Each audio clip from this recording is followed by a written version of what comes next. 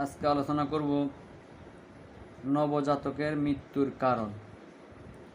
নবজাতকের মৃত্যুর অনেক কারণ আছে, যেমন শ্বাস প্রশ্বাস নিতে না পারা, যেটাকে বাত অ্যাসফিক্সিয়া বলে।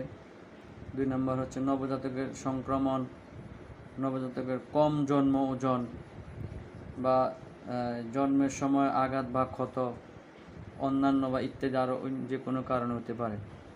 তো নবজাতকের যত্নের ব্যাপারে একজন মায়ের দায়িত্ব হচ্ছে বা পরিবারের দায়িত্ব হচ্ছে কীভাবে ছোট শিশুকে বাড়িতে যত্ন নিতে হবে, সে ব্যাপারে মায়ের যেমন সচেতন থাকবে এবং পরিবারের লোকজনও ডাক্তার বা স্বাস্থ্যকর্মী থেকে পরামর্শ নেওয়া, ছোট শিশুদের যত্নের ব্যাপারে এলাকায় সচেতনতা সৃষ্টি করা।